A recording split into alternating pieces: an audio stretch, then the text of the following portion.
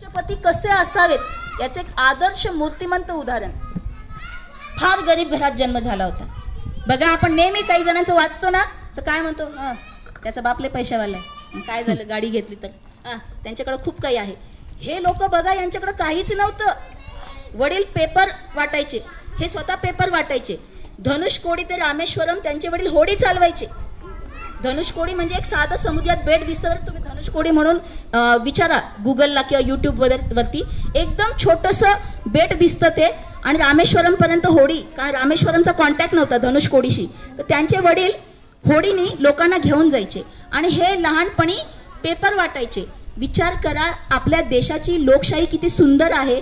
Paper वाटणारा व्यक्ती सुद्धा राष्ट्रपती बनू शकतो. पण त्यांनी त्याची कुवत सिद्ध केली पाहिजे. पेपर वाटणारा सुद्धा माझ्या देशाचा राष्ट्रपती होऊ शकतो. अमेरिकेच्या बाबतीत बूट बनवणारा, ज्यांनी बुट बनवले ना, तो अमेरिकेचा राष्ट्राध्यक्ष बनला, अब्राहम लिंकन. आणि आपल्याकडे तसंच तुल्यबळ उदाहरण म्हणजे APJ अब्दुल कलाम. तर बघा, यांच्या घरी खूप गरिबी होती, पण त्यांनी काय केलं, भौतिकशास्त्राचा अभ्यास केला. भौतिकशास्त्राचा अभ्यास केल्याच्या नंतर ते प्राध्यापक बनले. प्राध्यापक बनल्याच्या नंतर त्यांना जे आपले क्षेपणास्त्र आहेत ना, आपण देशाचं जे रक्षण विभाग आहे त्याच्यामध्ये त्यांना खूप आवड होती आणि त्यांनी पृथ्वी मिसाईल आणि अग्नी मिसाईल याच्या विकासामध्ये खूप महत्त्वाचा त्यांचा वाटा आहे. याच्यानंतर राजस्थानमध्ये जो आपला पोखरणला अणुस्फोट झाला, तर त्याच्यामध्ये पूर्ण नेतृत्व APJ अब्दुल कलाम यांनी केलं. ज्या क्षणाला तिथं आपण अणुस्फोट केला त्याच्यानंतर जगाला कळलं, तोपर्यंत इकडची बातमी तिकडं गेली नाही. इतकी गुप्तता ठेवून भारताने तो अणुस्फोट केलेला आहे पोखरणमध्ये, आणि ते पूर्ण हे स्वतः लीड करत होते. त्यानंतर ते ज्यावेळेस भारताचे राष्ट्रपती बनले, त्यांनी आजपर्यंतचे सगळ्यात जास्त मतं मिळवून ते जिंकलेत. सगळ्यात जास्त मतं पडले होते त्यांना. आजपर्यंत इतक्या मतांनी कोणीच ही निवडणूक जिंकलेलं नाहीये.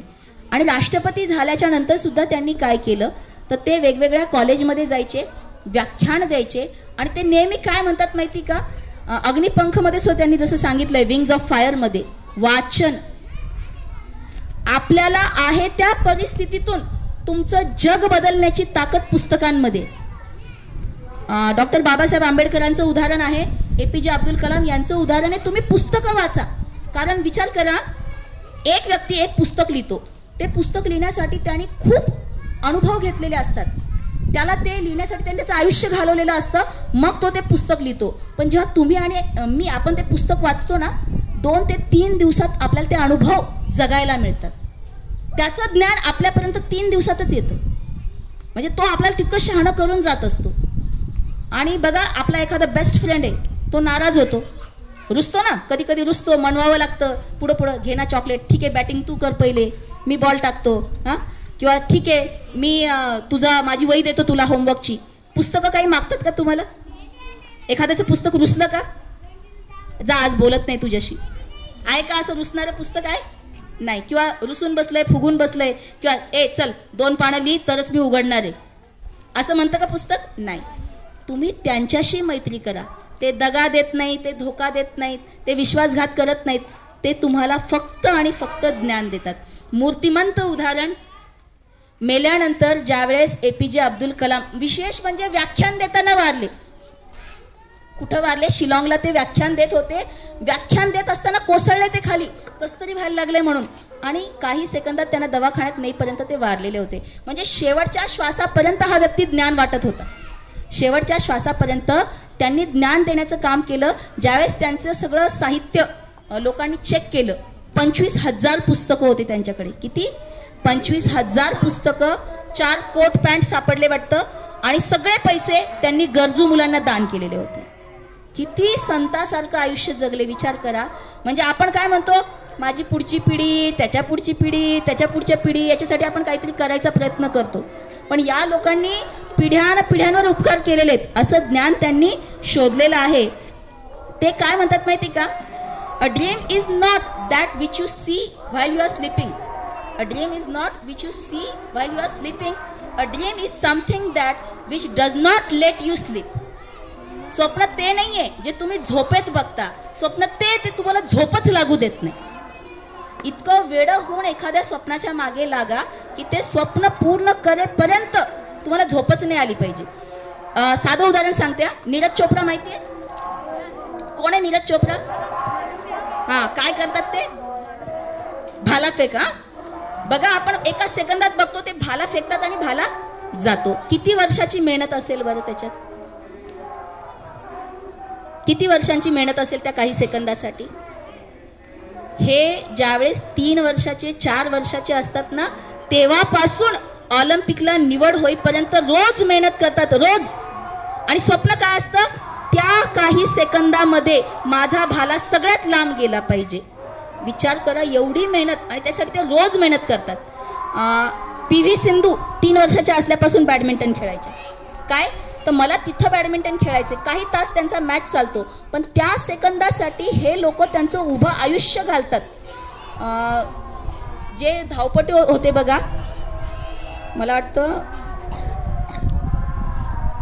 माहिती असेल तुम्हाला, जगातला सगळ्यात वेगवान व्यक्ती, त्यांनी 9 पॉइंट काही सेकंदामध्ये ते 100 मीटर अंतर जातात, धावून जातात.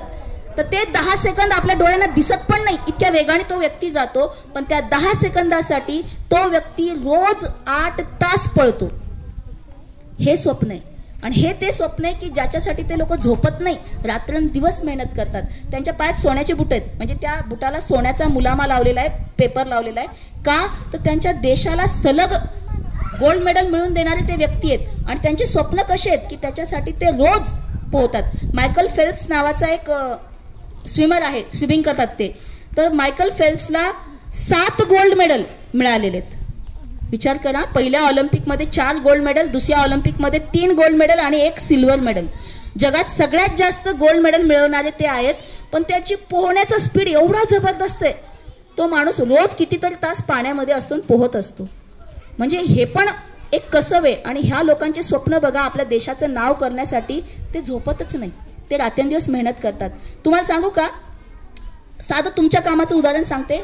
काही मुलं 21व्या 22व्या वर्षी IAS अधिकारी होतात. काय होतात? IAS अधिकारी होतात. ज्या दिवशी एखादा मुलगा IAS अधिकारी होतो ना, त्या पुऱ्या गावाचं नाव सोन्याच्या अक्षराने लिहिलं जातं. विचार करा, तुम्ही ग्रामीण भागातून आलेत, जर तुम्ही IAS अधिकारी झाले, लाल दिव्याची गाडी या गावात आली, केवढा अभिमानाचा क्षण असेल तो. पण सांगू का, त्याच्यासाठी आतापासून झोप त्यागावी लागेल. हे किती छान पुस्तकं दिलेत तुम्हाला सरांनी. 2000 प्रश्न आहेत, तुम्ही हे वाचून टाका, पाठ करून टाका. आणि असंच एक वेळ अशी येते की आपल्याला एकलव्य बनावं लागतं. कोणीच द्रोणाचार्य नसतो, आपले गुरु आपणच बनतो. त्या टायमाला तुमच्या समोर आलेलं प्रत्येक पुस्तक तुम्ही अक्षरशः खाऊन टाकलं पाहिजे. म्हणजे पेजेस नाही खायचे, तर त्यातलं ज्ञान खाऊन टाकायचंय. मला काही विचारा त्या पुस्तकातलं, झोपेत जरी विचारलं तर मला आलं पाहिजे. इतकी जर ज्ञानाची भूक असेल ना, 21व्या वर्षी मुलं IAS होत आहेत, फर्स्ट अटेम्प्ट मध्ये होत आहेत. पण त्यांनी त्याची सुरुवात 6वी 7वी 9वी पासून केली आहे. आपण म्हणतो 18 तास अभ्यास करतो, तसा नसतो तो 18 तास. त्यांनी सलग आयुष्याचे काही वर्ष त्याच्यासाठी घालवलेत. इथं औरंगाबादला अभ्यासिका आहे, मुलं कितीला बसतात माहिती का? सकाळी 6ला बसतात अभ्यासाला, 10ला उठतात, चहा पिऊन येतात, पुन्हा बसतात, 12ला उठतात, जेवण करतात, पुन्हा 1ला बसतात, पुन्हा 5ला उठतात, ग्रुप डिस्कशन करतात, पुन्हा 6:30ला जमा होतात, रात्री 10:30 पर्यंत वाचतात. ते मुलं फर्स्ट सेकंड थर्ड अटेम्प्ट मध्ये IAS होतात. तुम्हाला सांगू का, करायचं ना काही एकदम वेडा होऊन करायचं. मी इतकं पॅशननी करेल की माझ्यासारखं ते कुणीच करणार नाही. मुंबईमध्ये एक माणूस रिक्षा चालवतो, कार असते ना टॅक्सी, साधा टॅक्सी ड्रायव्हर आहे, पण त्याची टॅक्सी इतकी सुंदर आहे, त्या टॅक्सीत तुम्हाला गाणं ऐकायला मिळतं, बाजूला छोटा फ्रीज आहे, पाण्याची बॉटल असते, खायला फळं ठेवलेले असतात, एकदम छान म्युझिक असतं, आणि ती सजवलेली पण खूप सुंदर आहे. तुम्ही बसायचं, तो पैसे घेत नाही, तुमच्या इच्छेप्रमाणे तुम्ही पैसे टाकायचे. आणि त्याच्या ज्यावेळेस इंटरव्ह्यू घेतला ABP माझानी, त्यांनी काय सांगितलं माहिती का, माझं स्वप्न होतं मी जेही बनल ना, एकमेव युनिक बनल, म्हणजे माझ्यासारखा टॅक्सी ड्रायव्हर जगात नसला पाहिजे. म्हणून जे बना, शेतकरी बनले, असे शेतकरी बना की तुमच्यासारखं उत्पादन पुऱ्या भागात कोणी नाही काढलं पाहिजे. तुम्ही कुस्तीपटू बनले की तुमच्या समोर आलेला मल्ल खाली लोळलाच पाहिजे. धावणारे बनले तर असे धावा की माझ्यासारखं कोणी धावलं नाही पाहिजे. अभ्यास करतात तर असा अभ्यास करा. माझं स्वप्न आहे ना, स्वप्न मोठे बघा. स्वप्न बघितलं तलाठी बनायचं, मी काहीच नाही बनलो, स्वप्न मोठं बघा. IASचं स्वप्न बघा, तलाठी तर नक्कीच बनाल. हा, मोठे स्वप्न पहा, मोठ्या स्वप्नांसाठी मेहनत करा, कारण असे लोक आहेत आपल्या समोर की त्यांचं काहीच नव्हतं आणि खूप काही देऊन गेले. बस एवढंच वाटतं मला.